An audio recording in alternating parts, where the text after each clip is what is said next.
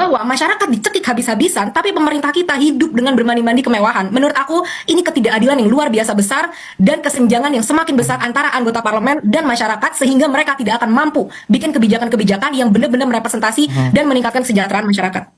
Denmark. Selamat pagi waktu Denmark, Mbak Salsa. Selamat pagi, Kak Juno. Ya, Mbak Salsa, ini kita ingin berbincang terkait dengan salah satu postingan Anda bahwa Anda salah satu diaspora Indonesia yang saat ini berada di Denmark dan juga menilai bahwa tunjangan fantastis anggota DPR ini meresahkan diri Anda dan juga sejumlah teman-teman diaspora Indonesia. Seperti apa pandangan Anda?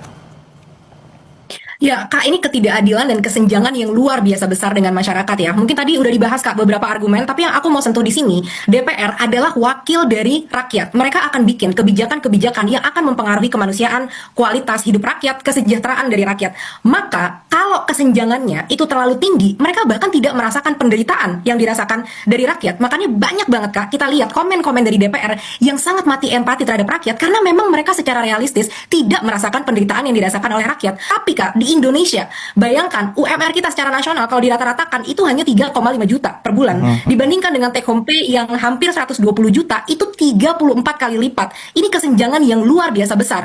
Kedua, masalah keadilan ya, Kak. DPR itu nggak bayar pajak. Dengan penghasilan sebesar itu, fasilitas yang luar biasa, patwal, staff, tunjangan rumah, tunjangan telepon sampai berjuta-juta, mereka tidak membayar pajak. Kita bandingkan dengan masyarakat yang sebelum kita terima gaji, itu pajak kita udah dipotong langsung. Belum lagi baru disahkan, PPN mau naik, PBB naik secara brutal dan membabi buta ya, sampai 1000 kali lipat gitu di beberapa daerah. Jadi memang ini benar-benar kelihatan banget, Kak, secara terang benderang seperti matahari bahwa masyarakat dicekik habis-habisan, tapi pemerintah kita hidup dengan bermandi-mandi kemewahan. Menurut aku ini ketidakadilan yang luar biasa besar dan kesenjangan yang semakin besar antara anggota parlemen dan masyarakat, sehingga mereka tidak akan mampu bikin kebijakan-kebijakan yang benar-benar merepresentasi dan meningkatkan kesejahteraan masyarakat. Dan untuk saat ini, apa saja langkah Anda terutama dengan diaspora Indonesia di sana untuk menjembatani terkait dengan pikiran Anda, kritikan Anda terkait dengan tunjangan fantastis ini?